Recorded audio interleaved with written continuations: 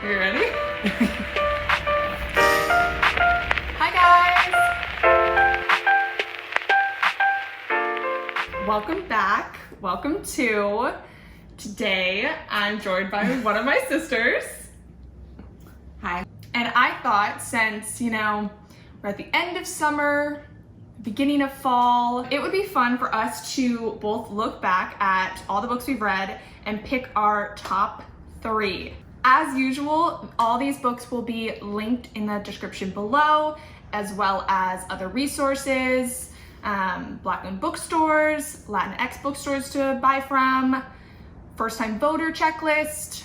Make sure that you are registered to vote if you're not a first-time voter. You can go first because you're the guest. Okay.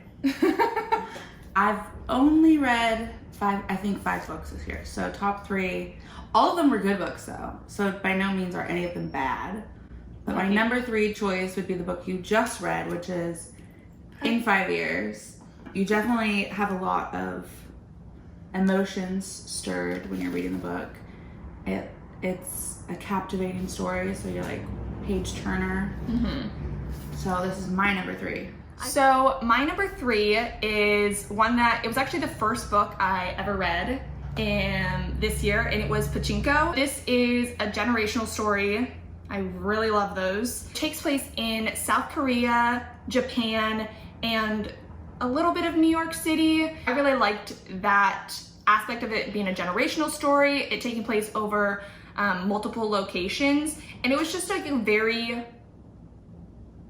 beautiful story of families and the obstacles that are placed in front of people that they have to sometimes just endure. Sometimes it strengthens them as a character. I think our mother was one of the people that actually recommended it to me, and I actually really do like her recommendations. Yeah. It's like some of my all-time favorites. Yeah, she's came from her. I mean, yeah. She recommends some gems. That's my number 3 pick of all the books I've read this far. Okay, so my number 2 is one that I rented from the library, and it was the one what's the term you guys use? Where you read to partner, buddy read? Oh, you buddy read it. Yeah, buddy read, right? Yeah. It's is it you before me? Me before you. Me before you. That one. Anyways, that's my number 2. I wasn't sure if I was gonna put this in at all. Honestly, in my top 3. I was really good. I liked it. But then I watched the movie afterwards. I didn't like the movie. But the book was amazing. Yeah, the book was really good. Yeah, and I think it's like the question that it poses is like a chat, like there's no right or wrong answer, I don't know. If for like a brief synopsis of like the book, it's about like a really active, attractive, like successful young guy who is in like a tragic accident, ends up a quadriplegic, and like his life is just completely changed, and he's like miserable, quite frankly. And I think it's like a really hard transition for him. And the story follows a girl named Lou, and she becomes this quadriplegic, his name's Will, his caretaker, and it is just like their relationship and their dynamic over a set amount of time. And it's like about her personal growth too, like in this process of like caring for another human. She's like learns a lot about herself and her relationships. The part of like the book that really like resonated with me is how realistic the relationships and like the characters were. Like it's not anything that's like, it's realistic. I felt like it was an actual picture of how people are. Like people are not perfect. People don't just like wake up one morning and have like all the answers. And I think that was part of Lou's struggle, was like she just didn't know what she wanted out of life. My number 2 book I actually have, because you're about to borrow it. It is The Vanishing Half by Britt Bennett. I've talked about this on numerous occasions on this channel, but wow, I love this book.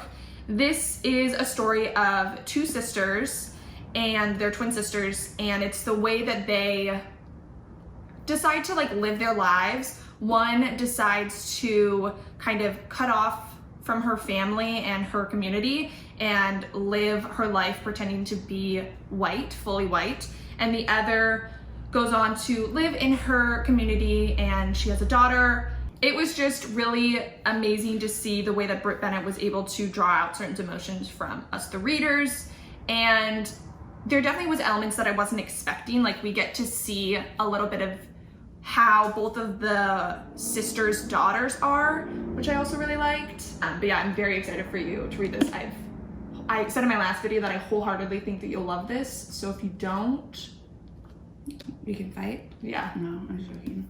I'm sure I'll like it. And I'm currently pregnant with a daughter, so I feel like I've already hormonal and emotional, so it might just be a mess, but hopefully I'll like it. So yeah, so this was my number 2. Speaking of recommendations from our mother, this is my number 1, and it's probably like in my top books I've ever read, actually, not just for the year. I really love this book. This might have been the first book that I read this year. I think so. And that's kind of what got me back into reading that, and I just like, quarantine has me over everything.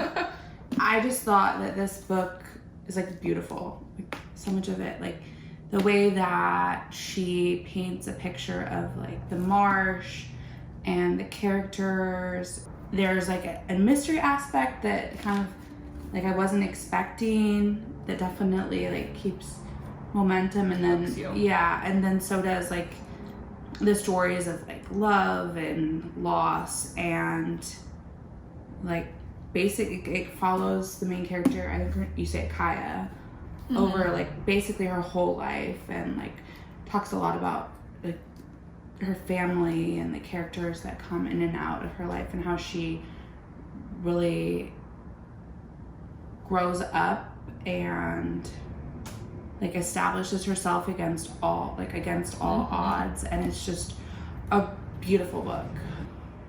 And I think part of the story with her is like that there's a lot of cynicism that she has like from these encounters. People are like, I mean, quite frankly, cruel to her, and she like continues to try and like give people the benefit of the doubt, only to like a degree. Like, she's definitely not naive. I think she understands how cruel people are, but like there's glimmers of certain characters that like give her hope, but it takes her like a while to accept that like they actually care about her. Just my number 1. It's a good one. So my number 1 is Normal People by Sally Rooney. I loved this book. It was so raw, so moving, so captivating. We watched the show. I watched the show first, but I didn't even know it was a book. I mean, maybe I did. But I loved both the book and the show like separately. Like, I think that they were both amazing, and the fact that the show was amazing doesn't detract from the movie. The show was amazing. And in terms of like acting, they did a phenomenal job. This book follows 2 characters, Marianne and Connell, and it just follows them from about high school to college, and then I think even after college a little bit.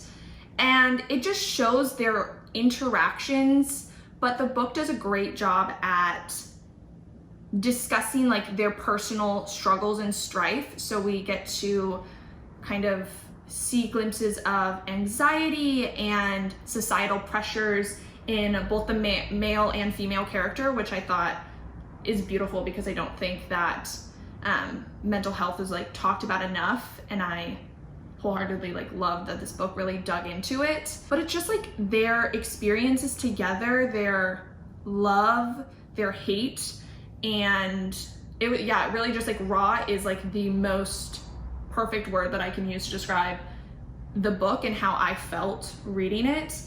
That's definitely my number 1. I think that is finale. It. Cut. Is that how you do that? I don't know, maybe. I don't know. I hope you guys enjoyed this video. I hope you guys enjoyed. Oh, wait. Oh, don't forget, like, subscribe, hit that little bell notification. Yep. I am part of the notification squad. So Follow Mikaela's lead and follow me. I hope you guys enjoyed this sister talk. Thanks for coming, for joining. Leave your top 3 down below. Yes. Yeah, I could be a YouTuber. Yeah, I never say any of those things. I hope you guys have a good rest of your day, morning, night, and I'll see you in the next one. Bye.